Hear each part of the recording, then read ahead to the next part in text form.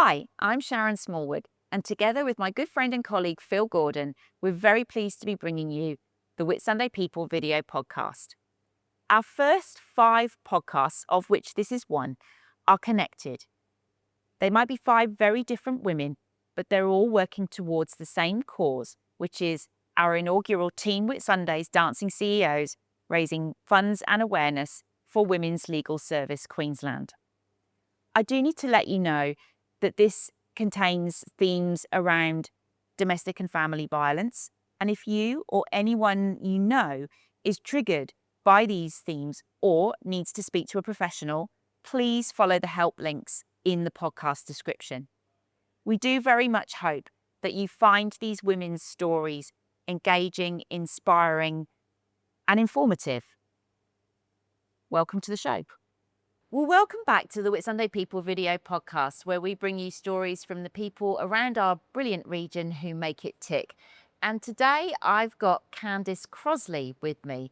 So Candice, thank you for joining us. Thank you. And you are, by way of introduction, you're a primary school teacher or have been a primary school teacher for 16 odd years.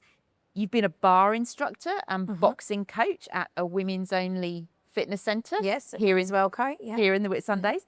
And you are a member of the iconic Whitsunday Transit family, which I've got to get my facts in, provides a network of buses connecting our community for actually over 25 years now. That's right. So it's been in the family for 25 years, my husband's family, and we take over 2,000 kids to school each day. Meet all flights at the airport, do all the town buses, and as well as any tourism stuff and private charters. So it's a pretty big beast of a business. And we now also have a caravan park in Bowen called Tropical Beach Caravan Park. And you are 1/4 of the Team Whitsundays Dancing CEOs, which, for anybody who's listened to or watched any of the previous podcasts, you'll know that Dancing CEOs is the flagship fundraiser for Women's Legal Service Queensland, obviously. This year, for the first time, we've got a Whitsunday team as an entrant in the Dancing CEOs competition, and you are that team, or That's a quarter right. of that team. Before we get on to that, because obviously that's going to be quite an exciting part of what we're talking about, I just wanted to really sort of get to the essence of you. And you're a Whitsundays girl now, but you weren't always from the Whitsundays. You're a regional Queenslander. I suppose that's how you describe yourself, isn't it? Yeah, I've pretty much only ever lived in Queensland, but I spent my younger years out in Winton, out near Longreach, small country town. And then I was fortunate enough to go to boarding school at St Ursula's in Yeppoon. Again, that was with a lot of country girls. And then on to Mackay to do my teaching degree, and have taught pretty much around, and have been now in Airlie Beach for 13 years. So what got you into teaching? What was it that attracted you about that profession? And why primary? From even a young girl, it just always just felt natural for me. I've got 2 brothers, and they laugh about, I was 8 and they were, 5 and 2, and I would make them sit in the cubby house and write out their words and draw their pictures. And it was the only thing that I ever wanted to do. I just always wanted to be working with children. And when I got older, it's up until the last couple of years, it's all I've ever done. And when I went to uni, I was teaching swimming. I was working at a childcare centre. I just wanted to be around children, because I think for me that the biggest draw was children are always honest and they're real, and they know nothing else but to be their true selves until an older age. And I just love that about children. I just always wanted to make a difference. And I thought, well, that's the best way education is the most important thing we have. So I've never wanted to do anything else. So I think, knowing you for the short time I have as well, I would say that you've got quite a nurturing instinct, and so that sort of comes through. Even before I was allowed to work, I was babysitting the neighbours' kids, and always trying to help in some way. So it's just who I am. So So, being a primary school teacher, according to the Dancing CEO's website, you honed your expertise across various roles with a particular focus on behaviour management. How did that happen? How did you get into behaviour management? I always just, I think, without sounding airy-fairy, I've always just been able to read people and read children. And so I was always a classroom teacher until I had my own children, and I found it hard going back into the classroom full time. But I also found it hard to go back in part time because I'm a perfectionist. And I, even when I was only working 2 days, my head was in it and heart 5 days a week. And I felt I couldn't be the mum. I was split, I wasn't being the teacher I wanted to be. I wasn't being the mother I wanted to be. But back to the behaviour side, I think it's always just fascinated me that, children, as I said, that innocence, and children aren't wanting to be naughty. There's always a backstory on why the behaviours are coming out in children, and that always interests me. And I could always see through that there was something else causing those behaviours rather than just looking at the child that they were acting out or being naughty. So I think with that level of compassion and understanding, the principles that I had, became aware that I had that skill to be able to work with children rather than just getting frustrated and go, oh, they're just being naughty. I could find the stem cause of why. So I started doing, in my last school, started actually just a couple of days a week going in and doing behaviour management, where I was purely assisting teachers that couldn't manage particular children because they had a whole class full of children. So I was then going in and working one-on-one with those children and getting a better understanding of what was making them tick, what was upsetting them, of why it was happening, not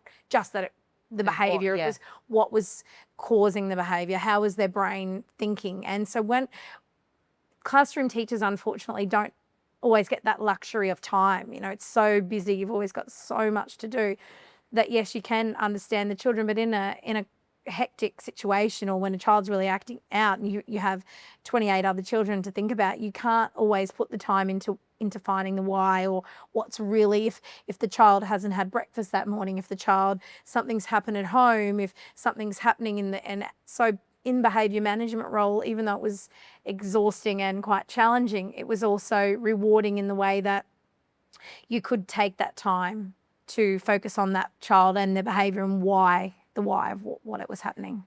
And so did that require extra training on your behalf? Did you have to sort of, because you'd already obviously done your whole teacher, or was that part of what you knew? Was that in your skill set to that point? You just chose to go down that route? Or? As a whole, we're always, as teachers, we're always getting taught about handling different situations and things like that.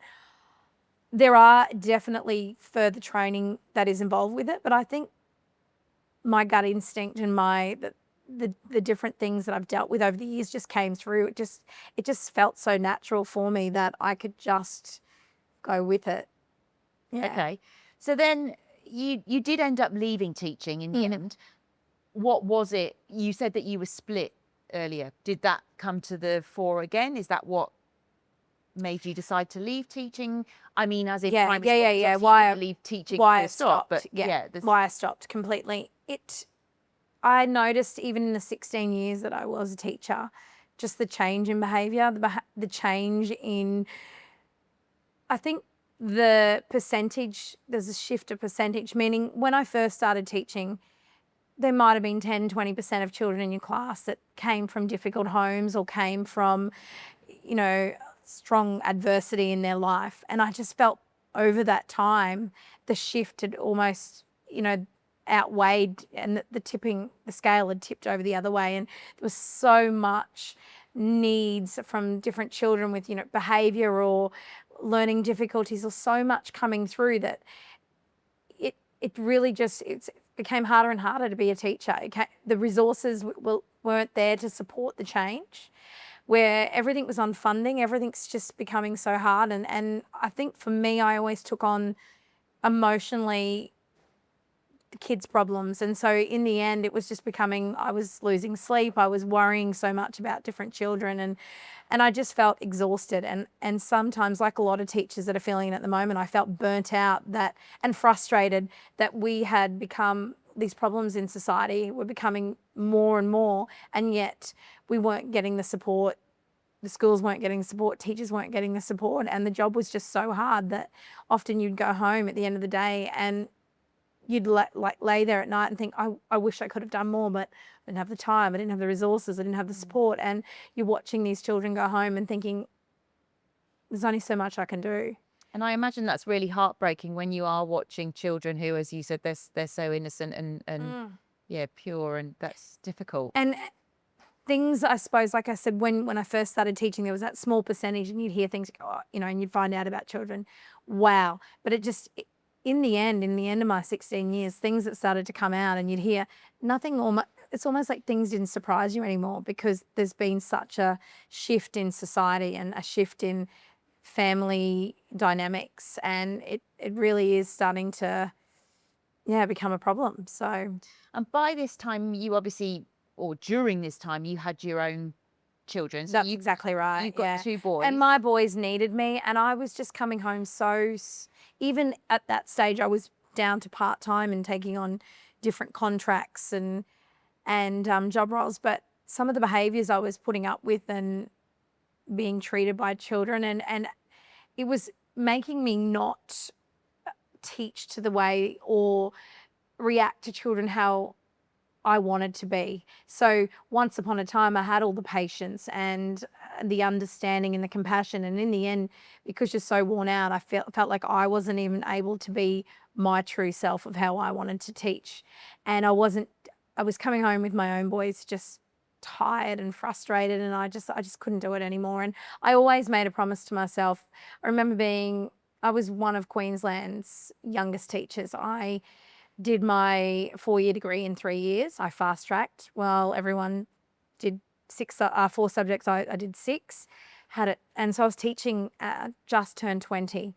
And I remember meeting older teachers, and I used to look at them and they were cranky and they weren't doing their job properly. And I'd often look at them and go, if I ever get to that point, I don't want to teach anymore. If I'm not loving my job, if I'm not treating children the way they deserve to be treated, if I'm, angry at the system, it's time to go. And I knew it was time for me to go. So that's what happened. Yeah. So you had a little bit of a reset, but obviously teaching was still in your blood, because you then went on to the women's Welco. Yeah, and Welco. So I started training out there, going out to the Pilates myself. This is a place out in Proserpine that was called Women's Welco. Yes. So it's a beautiful place. It was actually started by a lady that moved back to the area. I had 3 young girls and saw a gap. And there's all gyms in Airlie Beach, but there wasn't really anything like this in Proserpine. And it was I was there for 2 years, and what made it so special, it gathered the women of the community that normally wouldn't walk in or have the confidence to go to a normal gym. So ladies that have, born and bred on cane farms and married cane farmers, and never really done much for themselves apart from, be at home, raise the children.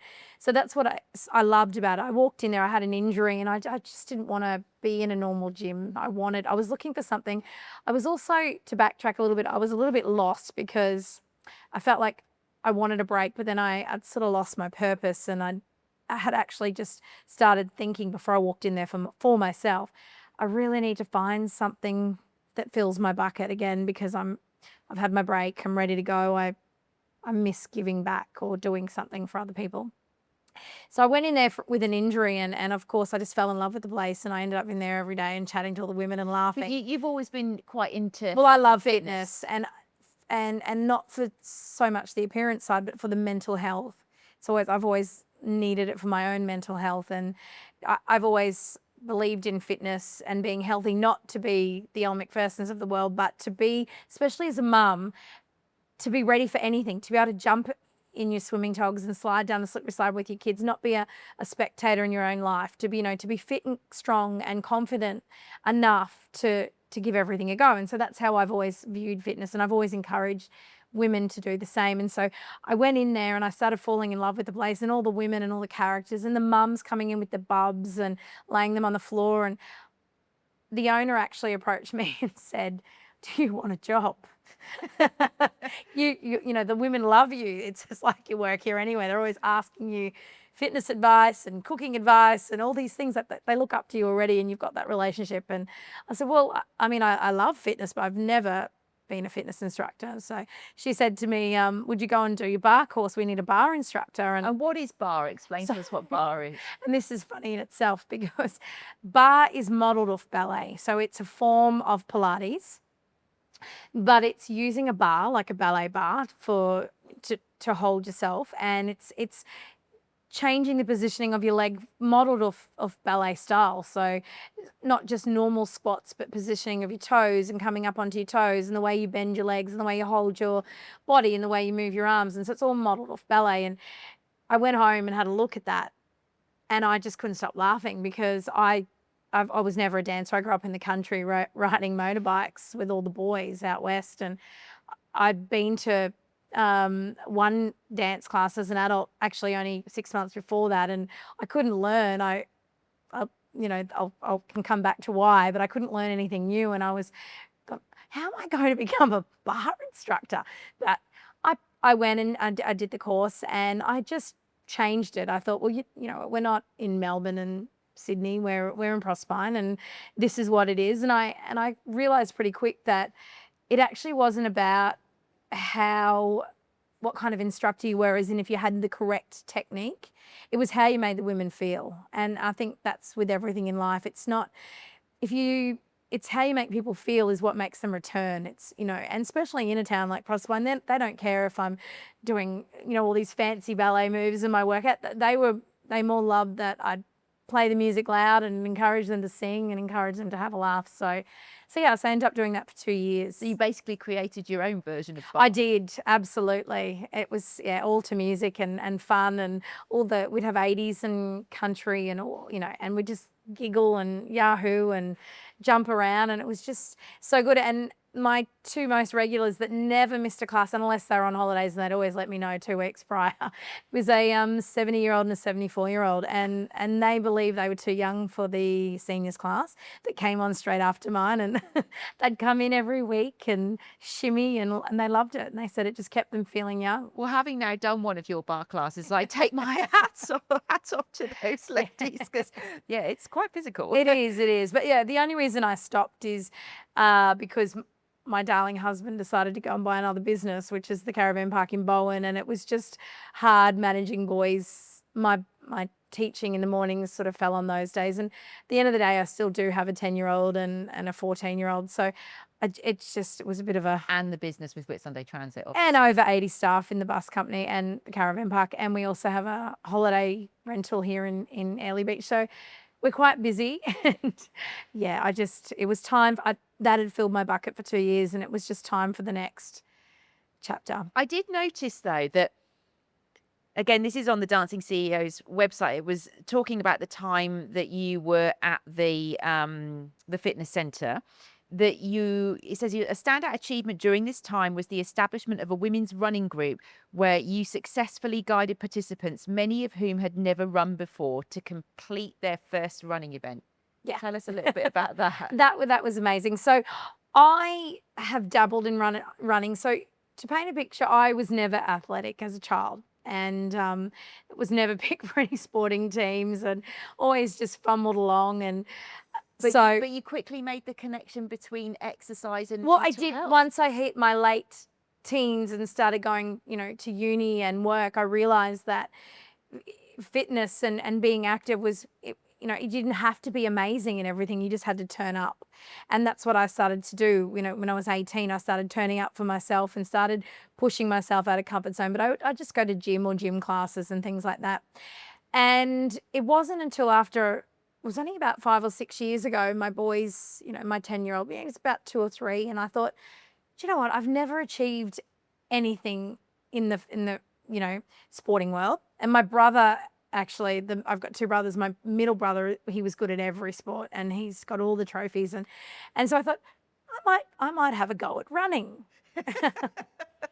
And I just started, and I quickly, I think, and this is exactly what I wanted to tell the ladies, we put so much pressure on ourselves that we can only do things if we're good at it. And I couldn't even run 200 meters. I hated running. I don't know why I chose running, but I thought, I'm not a team sport. I can't catch a ball. If I run, that's on me. How fast I run or how slow I run or whatever. If I train, it's on me. I'm not letting anybody down. And so I just started running and just started slowly. And my goal was to do a 5K run. And when I finally did it, it was the biggest achievement and sense of achievement for myself. And my boys were down at the finish line, and I remember getting the medal, for the finishing medal and the singlet, and I was so proud of myself because I thought, this is what I did. I turned up for myself. And you know, and I realized pretty quick that 90% of people at running events aren't runners. Like, I kept saying, I'm not a runner, I'm not a runner. And they're all just people that have turned up for themselves. And they've, a lot of them, once I joined the local running club, I realized they're people that their children have left home and they needed something for themselves, or they've been through a divorce, or they had breast cancer, all those things that they needed something. And so they found running and they had to go, and they don't care how good they are. And so I knew all this, and I started doing little running events here and there. And it kept me on track all year, just to have that little focus a couple of times a year to turn up and do a running event and just be part of something, and didn't matter how good I was. And so I had all that in mind. And again, the owner of Women's Wellgo said to me, you run, why don't you start a running group? And I said, I wouldn't know where to start, but if they don't mind that I'm not an expert at it, I'll give it a go. So I went home and did the research and created a running program. And was it through the Wellco? It was through Women's Wellco. So we started pushing it through and women were coming up to me at my class, and they were saying to me, I've never even run 100 meters. And I said, no, neither had I. And they were saying, but I'm not a runner. Should I come? I'm not a runner. And I said, well, what's a runner? So I don't know, like someone that's good at running. And I said, no, a runner's just someone that turns up and runs. It doesn't matter how fast you're going or how slow you're going. No one cares. You're just doing it for you. And so in the end, I think we had 16 or 18 women that just turned up, and we just started chipping away around the streets of Proserpine, and we'd run a minute, we'd walk a minute, 1 week. And I had women bursting into tears going, after the first week, going, I just ran. I never thought I could do anything like this. And they did. And so every week we would meet, and then we had a group chat, and we'd start meeting on weekends, and we got shirts made, and down we came, and the rest of the centre turned up and cheered us on. And what event was it that we went in the Airlie Beach Running Festival, the local. That was the point. We had, we trained for we broke it into two school terms. A lot of them were teachers, a lot of them were mums. I said, all right, you've got a 10-week block and a 10-week block. This is how it's going to be. You just have to turn up, you have to commit, and this is what you do. Runners run, you have to run. And I gave them the talk that to run, you actually have to run. You can't expect to run every now and then and it feels okay. And I kept telling them it hurts and it does feel like crap, but so we just started, and then they started meeting on the weekends and running and having coffee. And so, yeah, we all came down to the local running race and all wore our singlets. And it was just beautiful because the kids were down there and the husbands and the women just, they loved it. And the support of each other. And even what I had taught the women from the get-go is, because we're doing around the streets of Proserpine, is you run to your own pace, but we will always run back and collect. So we always made the women at the back. I said, we're not leaving anyone behind, and we're not making anyone feel pressure that they have to keep up. So I would run out with the women, and I taught them from the get-go that, okay, even though we run walking or we're on doing, I'd yell out time. And then on the walk, the women at the front would come back and they'd swoop through and collect the women at the back, and everyone would go again on the downtime and have a natter, and then I'd, chat, and then off we go again. So it was so beautiful to see that at the running festival, some of them finished and they hugged their family and their kids, and then they were tired and they ran back, and back they went and cheered on, picked up their mates and came back. And to me, that's everything. That's so important. So, So I think this is what I get from the story of, everything that you sort of felt about helping and empowering children and finding out the why.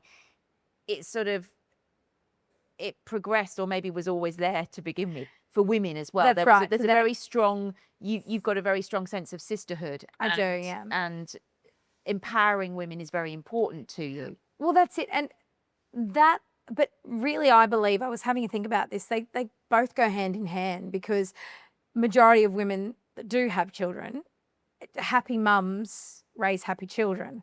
So I think that's it. Of course, it was always about just the children, but as I matured and as I became, further along into my womanhood, I realized that women need to empower each other and be each other's biggest cheerleader. And so I suppose it was so, Women's Wellco was great for me because it really let me do that. And it really widened my connection to the community and opened up my eyes even more so of what women face every day, good and bad, and what lifestyle and how people, often go about their day thinking this is their normal or it's not normal. And it's, I just feel like every woman out there is just trying to do their best. Yeah. And we need to help each other Yeah. to be the best version of yourself. So, Yeah. and that was my chance. And in the end, I would just call Women's Wellco my love job. It was just, I would have done it for free. A lot of the times I did do a lot of it for free, like the running club, but it filled my bucket more than, it wasn't really a job. It was just an opportunity. So then, stopping that, I suppose you'd found your purpose again, Mhm. but then stopped. And then were you back at square one?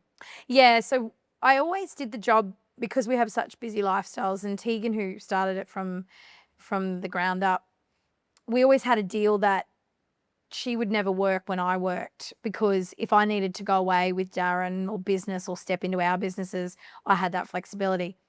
So Tegan moved away, and then all of a sudden I was sort of On your own. I didn't have that flexibility, was why I gave it up. I cried and cried and cried, and the letters and the support. And I remember my table was just covered in flowers. I mourned for 2 days. I laid at home, and I remember another florist, I had all these florists turning up, delivering all the flowers from all the women as thank you and the notes. And I, in my pajamas for 2 days, I remember a local florist that knows me turned up, and she saw all the flowers on the table, and she said, "I'm so sorry, who died?" And I said, "Nobody, I just stopped working at Women's Wellco." So I had a few months where I thought it was the right thing to stop. And then This is how dancing CEO came so into then I your life. became a little lost for a few months, and my husband's very successful in his own right. And I remember going to him one day and going, I need to do something. And he said, "Well, we've already been down this road. You can't work because we can't, we can't." If you You're work, trying to you raise have a family you have as to be well. locked Yeah, in there. yeah. And sometimes when he gets called up to the caravan park, he could be gone overnight or 2 days, and I've still got the boys. And so, and I don't have any family of my own here to rely on to help. So he was sort of like, "We've been down this road, And I was like, "No, but I need something." So I started looking into charity work, and I thought, well, even from a young age, that nurturing, even one of the reasons I became a teacher was because I wanted to go and work over in orphanages and teach overseas. And I had all these visions, and it never happened because I was very fortunate to get amazing teaching jobs straight away. And I didn't want to leave them because at that time it was really hard to get into the Mackay region straight up as a teacher. But I got offered a job before I'd even left uni. The school that I did my final prac at wanted me to work there. I'd pushed the principal so that I didn't get to go and do my original plan, which was I was going to live overseas and teach English or work with children in the underprivileged areas. And so I came to Darren, and I was like, I feel like I'm riding on your coattails, and I don't want to be that, I want something for me.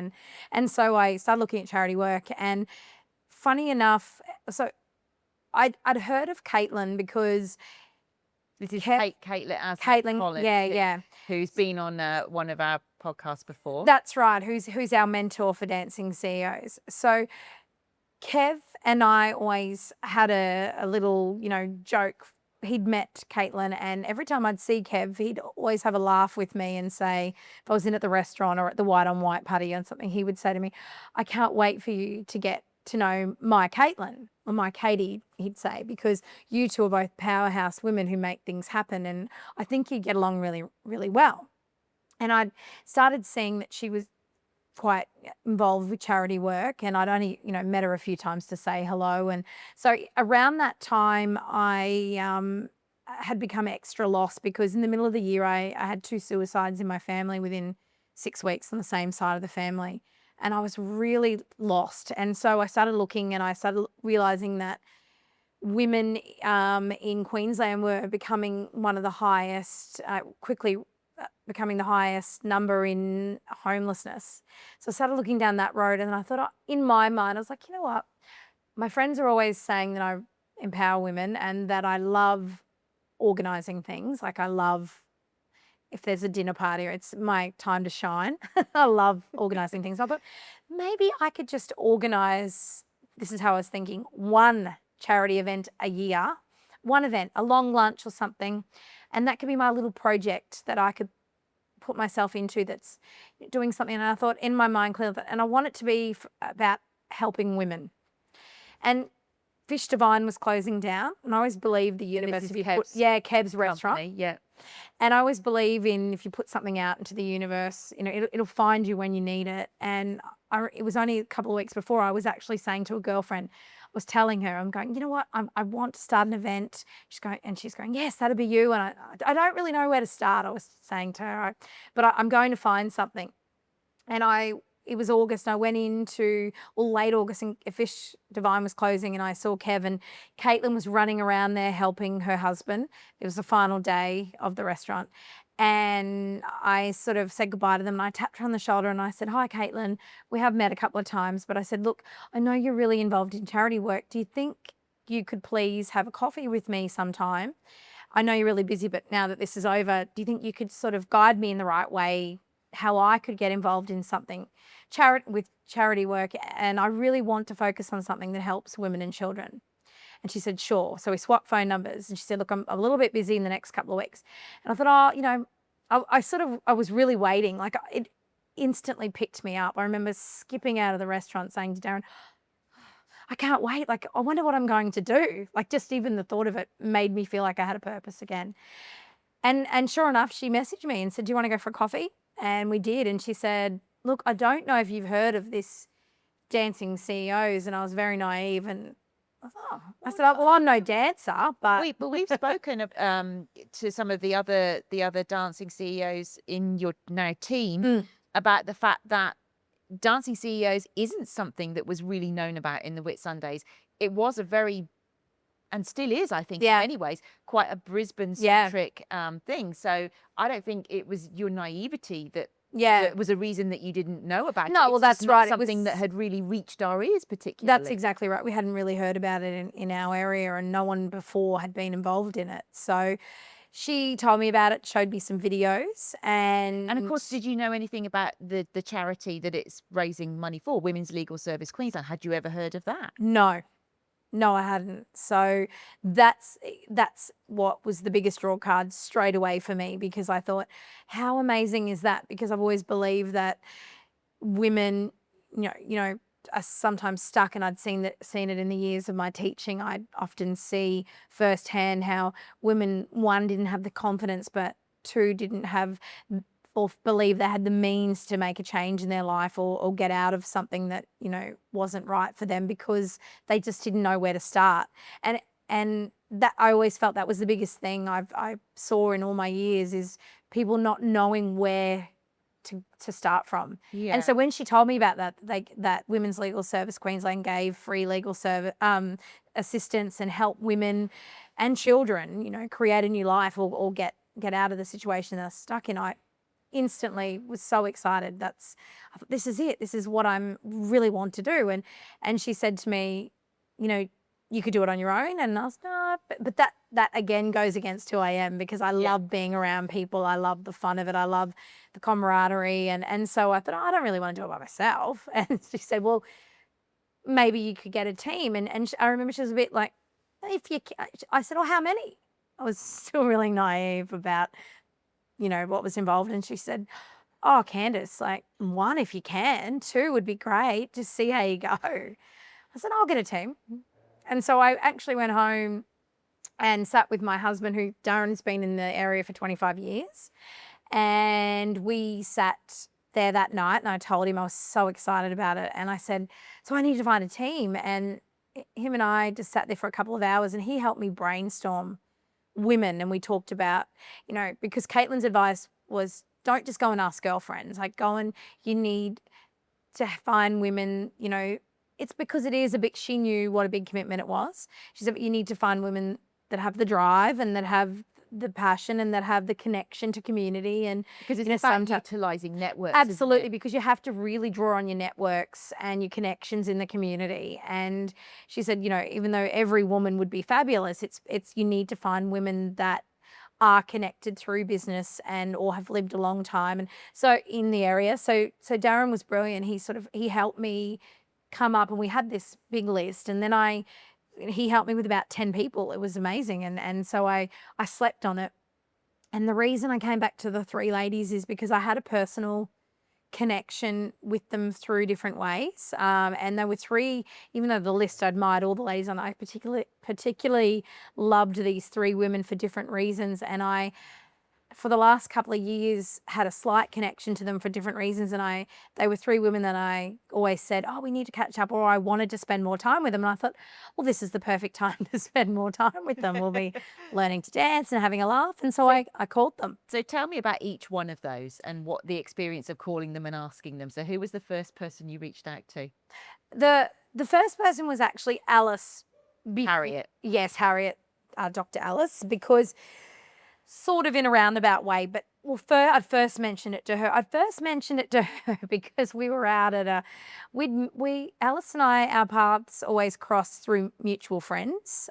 We had some friends in common, some really good girlfriends in common, and they'd often talk about how fabulous she is. And every time I had met her at different events, I loved her energy, and you know, she's just got this fun side to her, and I loved how intelligent, you know, I admired her intelligence. But she's a doctor, dentist. Absolutely, but she never, the way she treated everyone as well, she treated everyone equal and always had the time of day, and I really admired that about her. And so we just happened to, I'd had a quick coffee with Caitlin, and I the next day had a hens party of a mutual friend, and we were at it, and you know, I said, look, now's not the time or place to be talking about this, but I might be getting a team together, hopefully for Dancing CEOs. You know, would you do it? And she's like, sure. And I said, I think you'd be great.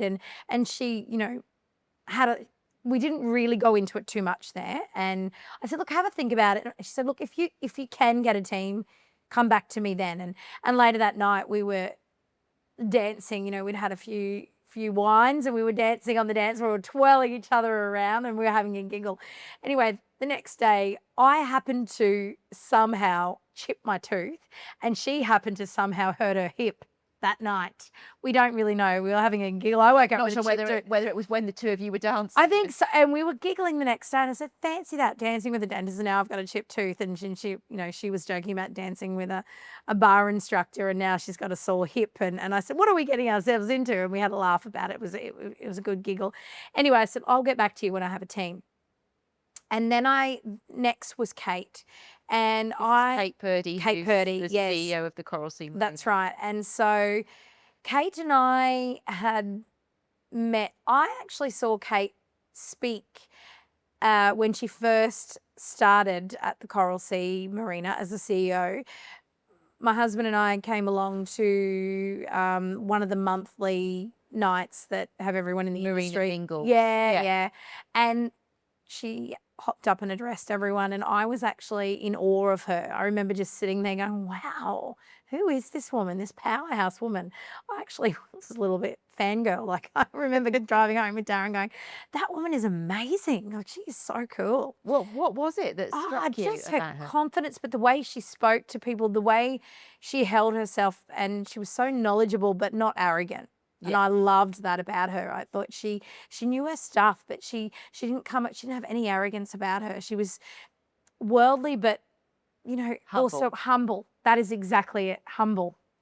You know, you could tell instantly that she'd achieved a lot, but she didn't put herself any higher level than anyone else in that room. Yeah. And that's what I said. It comes back to me. I've always had this freakish ability to read people straight away. And I just knew straight away that she was amazing. Then our paths crossed later because both of our our sons started hanging out at school together, and they were both quirky and This is your oldest. Yeah, and my son was talking about Kate's son and how amazing he is, and they had so much in common.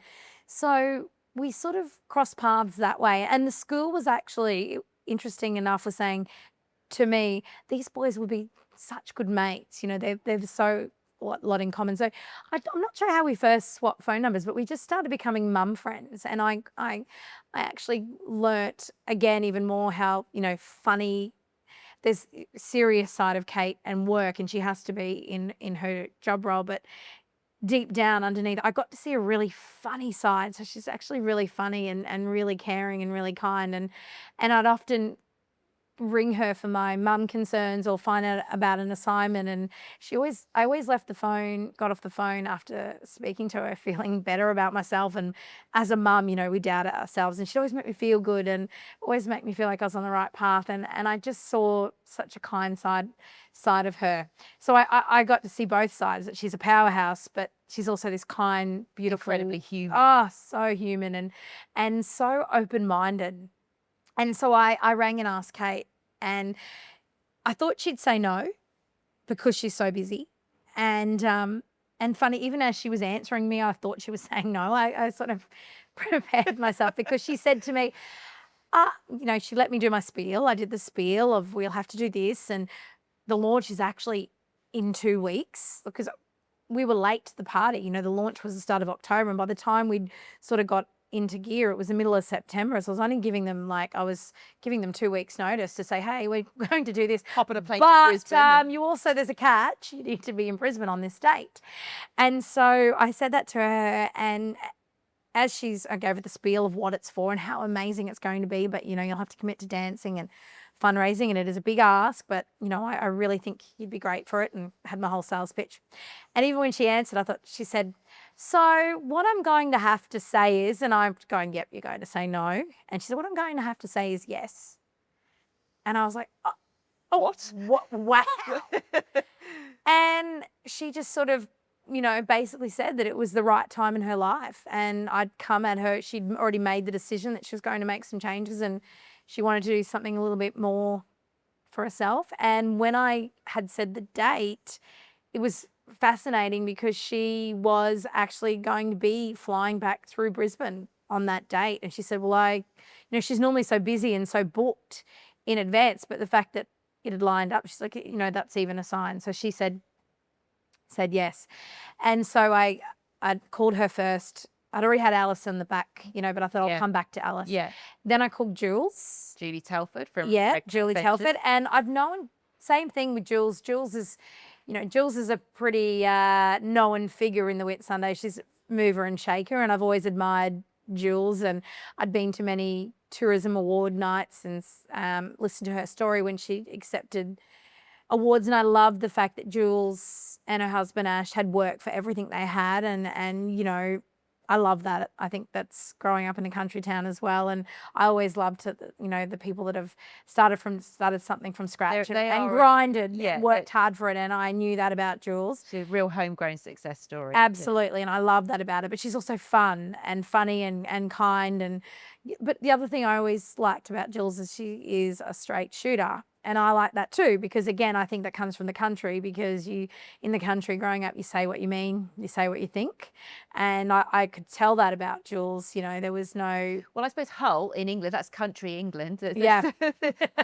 Girls from Hull are pretty straight shooters. Yeah. And Jules was someone that every time I'd see her, always have so much fun. And I'd always, like Kate and Alice, walk away from my time with them wanting more. And I think that's always a good thing when you hang out with someone, you think, can't wait to see them again next time. You know, they weren't in my immediate circle of friends, but I loved whenever I saw them, all three of them, I loved my time with them. So I thought about Jules, and funny enough, our sons, they catch the bus together. This is your other son, the younger. My cheeky son is really good friends with Jules' son. Purely they started becoming friends on the school bus.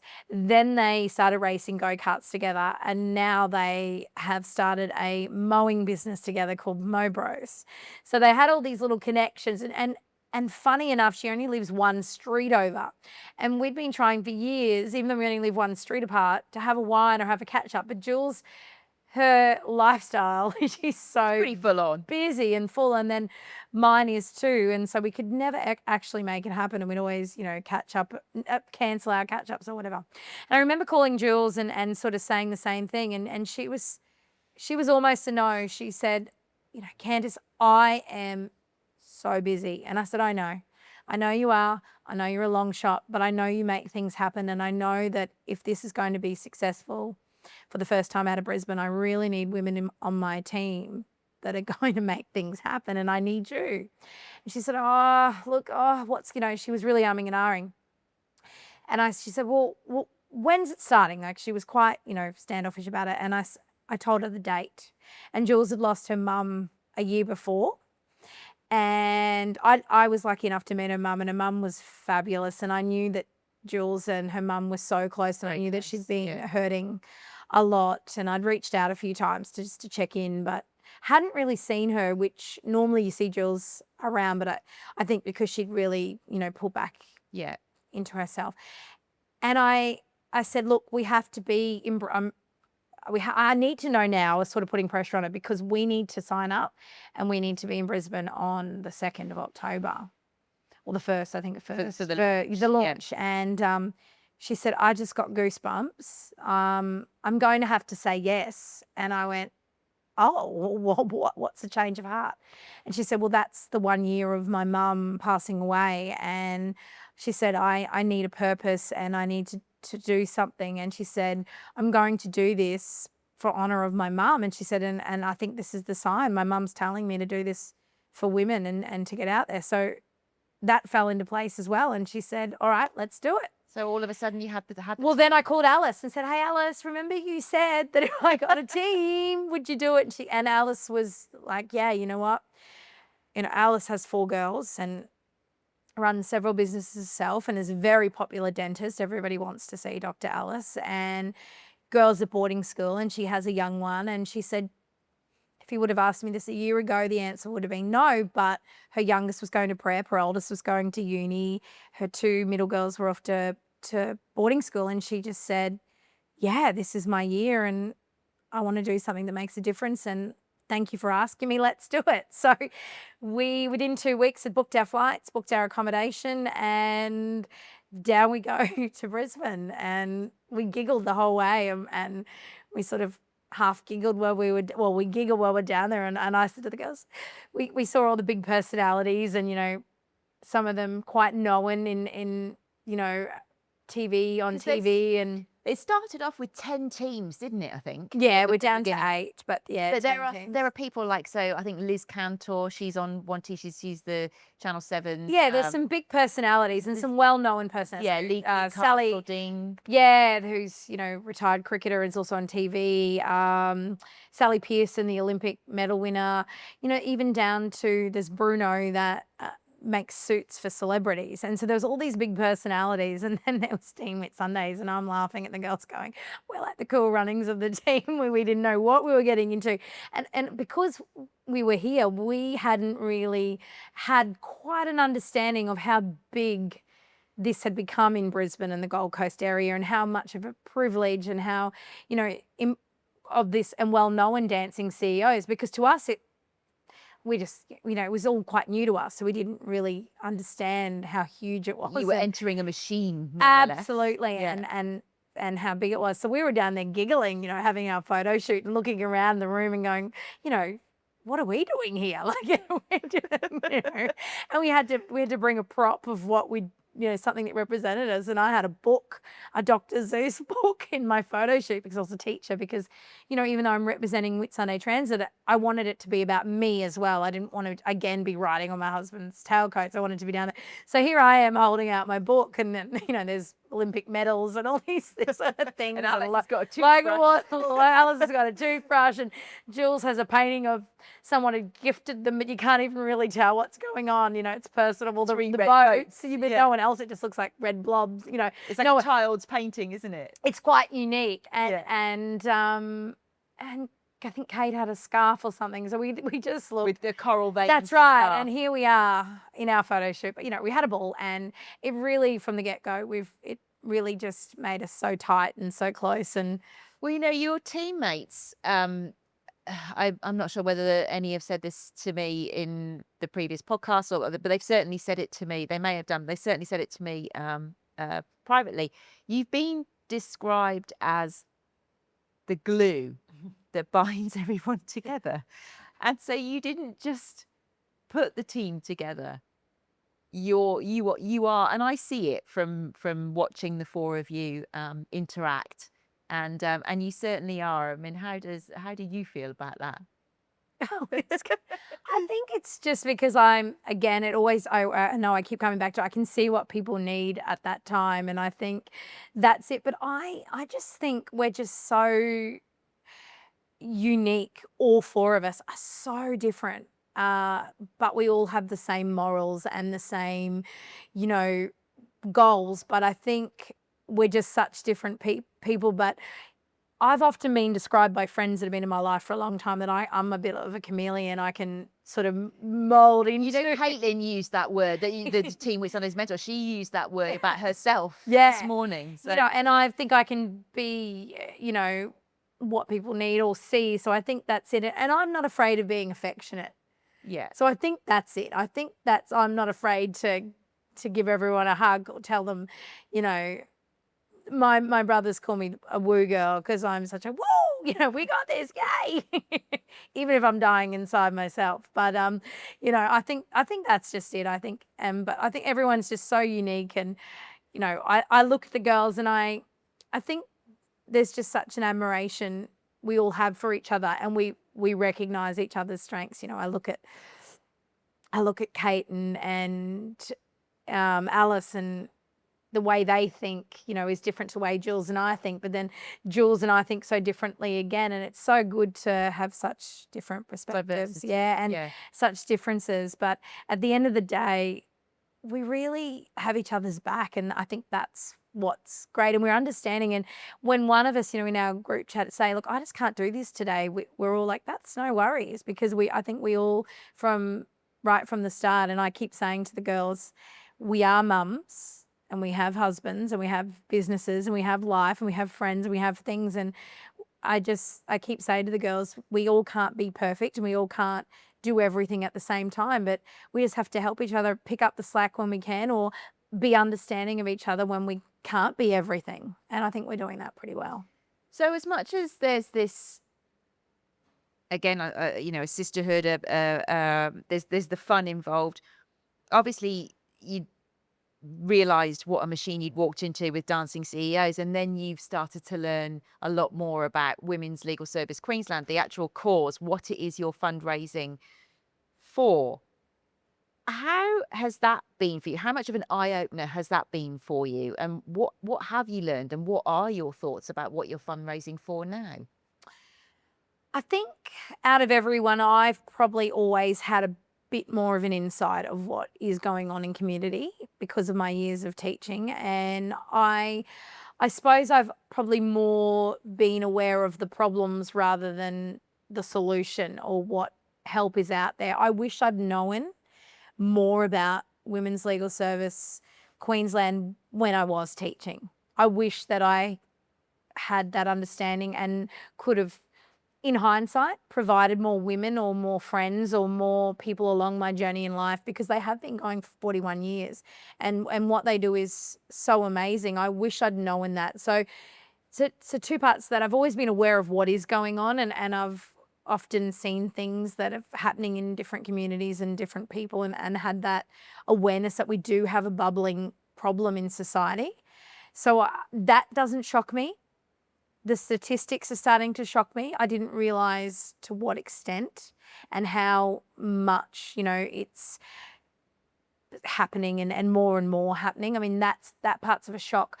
But I suppose I'm just because I have seen that side of it, I'm even more motivated to support Women's Legal Service Queensland, because I just see now that I've had my eyes open to what they do and how amazing it is, and how many women have had a chance to break out of that cycle. And if women get that opportunity through what they do to break the cycle, they're not only breaking it for themselves, they're breaking it for their children. And that's what we need to do. And I think it's made me realize that people often sit back and think, oh, well, it doesn't impact me, or what can I do? Because this is just to completely clarify. So this is about providing support for women and children who are impacted by domestic violence. So this is that's exactly right. And because they do such a great job at that. But what we need to now realize as a community, and what the community needs to step up, is by helping with the funding, by helping with donations, by helping any little bit they can. There's the financial side, which allows them to do what they do. But not only that, not even the financial, but exactly what I was just saying, is by raising the awareness of what they do in the communities, in the rural areas, making women aware that there is help you can call. That's exactly right. And I think that's just as important as the fundraising or the funds, is the awareness side of it. Yeah. Of to say, so that women that have never heard of what Women's Legal Service Queensland does can hear about it for the first time and go, hang on a minute, there is hope, or there is someone that I can reach out to. And that's what we can do. When, people wonder what they can do, they can start by sharing it. They can start by sharing that there is such a wonderful, organisation out there. They can start spreading it into the community, that if you need help, or also the awareness that it's, I think we've often as a community just thought of domestic violence as the violence side of it, but also bringing that awareness in that domestic violence comes in all shapes or forms, I think with financial or verbal, or it's not just, that making women realize that they don't have to put up with those things as well. I think sometimes it's women feel that it's just, oh, well, he doesn't hit me, or it's not a physical thing. So I don't really have anything to go on, but it's because of Women's Legal Service Queensland, that's opened my eyes up as well, to make me more aware that they're helping all women. So, for example, with things like their financial. That's exactly right. Their finance, if they've, the financial abuse as well, and often that is such a big role, is women who they may not have been in a situation where it's physical, but they've been under such financial control that they don't even know how to pay a bill, or how to access a bank account, or how to separate, because they don't know how they are going to afford a lawyer to get money that they deserve, or to get their share of to start again. And that's what Women's Legal Service Queensland does as well, which I love that as well. I love that they're, giving women a leg up, giving them that opportunity to go, okay, we've got you. And and that's what I love. So it's just made me realize that there's so much more help out there if women need it. Yeah. So there's two arms to this now, isn't there? There's the fundraising, and then there's the dancing. So of the four of you, you're probably the one best qualified for the dancing, because I mean, you've wow, well, debatable. You've at least you taught bar. Oh, yeah, I don't know. I've seen you dance, Candice. Oh, look, it's without chipping a tooth. Yeah, well, look, I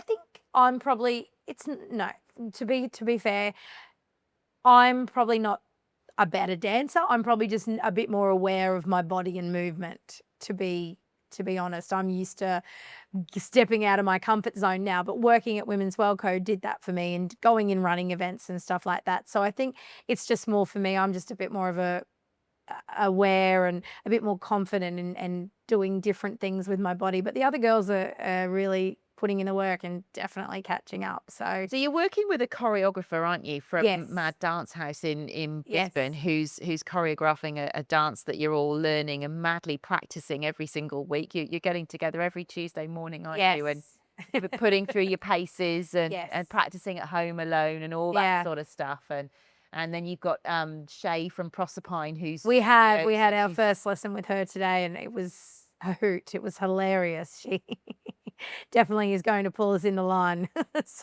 And you're in the process of organising the costumes and the props and all the things that will go with everything on the night. So the actual dance contest is in Brisbane at Brisbane City Hall on the 31st. That's right, in front of about 1,000 people. Now that part of it, so I know that you can dance and that you're flamboyant and that you've got confidence, but how nervous are you about getting up on the stage in front of 1,000? I am so nervous. Are you? I am so nervous.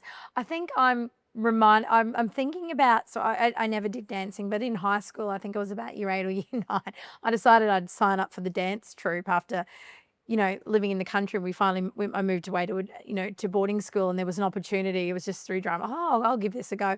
And so it sticks in my mind about me going out on stage, absolutely freezing, and was about 5 steps behind everyone the whole time. So I've got to shake that. I keep thinking about me going out and freezing and being completely out of beat and just missing it. And for some of it, I'm front and center. So if I miss it and I'm a couple of steps behind, it's going to be very hard to catch up. I'm really nervous about it. So we'll see.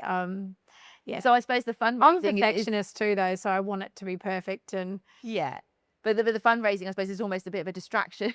But that is hard work, isn't it? And I know you were very instrumental in the first fundraiser for Team Whitsundays, which was the Christmas Cocktails for a Cause. You got really into the decor, the look of it, the icebreaker had everyone up and dancing to the Spice Girls and all that sort of stuff. So the next one is another social event. It's the Masquerade Gala Ball on the 15th of March. Now again, I can see you going off and on your little the Pinterest album is huge. Meaning, look, I have to remind myself the budget and the realistic budget of what I'd like to have here. And it's all about the raising the money. But so no, I'm Alice and myself are all behind the decorating and the vision and yes, how we want it to look and be. And tell us a little bit about the gala. What's the gala going to look like? Where's it? What's the logistics? Okay, so it's Masquerade Black Tie Ball. So we want to put in the elegance of the night. So it's a dressing up, men in suits or tux, but suits is fine, and masks. And we just think the masks are a good icebreaker. People don't have to wear their mask all night. It's just putting on a mask and walking in. Often people don't feel confident stepping out in their outfit. Or women are always critiquing themselves. Women are their hardest, judgment of themselves. And so I think with the mask, it just lets women, until you get that little bit of confidence, find your groove, find your people when you get there. It just gives you that little bit of fun and it'll be element like of it. Of shoes in the corner by the end of the night. There'll be masks everywhere. Exactly that's exactly right.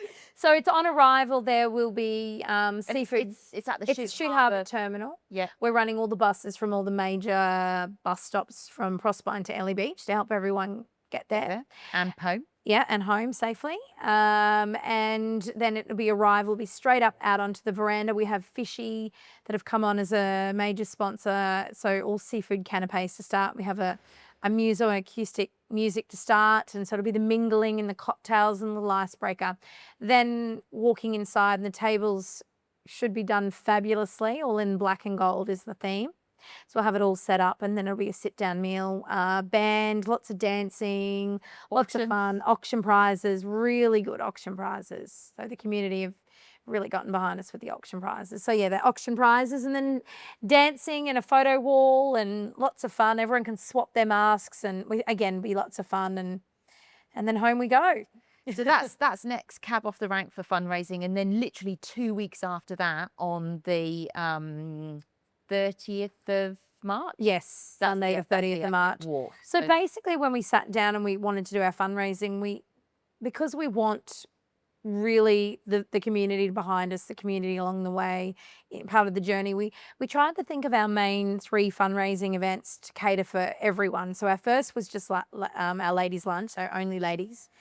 This one is couples, the business gala, partners, gala, anyone, work colleagues, friends. But it's men and women. Adults. That's only adults. Yeah. And then the third one is, families. You can bring your dog, bring your children, the grandparents, everybody. So we're hoping that way it gives everybody a chance to come along with us in some shape or form. Come to all 3, come to one, be there along the journey with us. And because, we really are relying on the small community, and all 4 of us ladies going into it, we knew that we would need to, but we had every bit of confidence in the Whitsundays because we know what kind of community it is, and everyone in the community always steps up when they need to. It's such a supportive little community, and things always get done. And so we knew that's never been our worry, that we wouldn't get over the line, and we're very confident we will come out with winning one or two of the awards. We're hoping for the one that's linked to spirit and awareness, and also, you know, major fundraising. So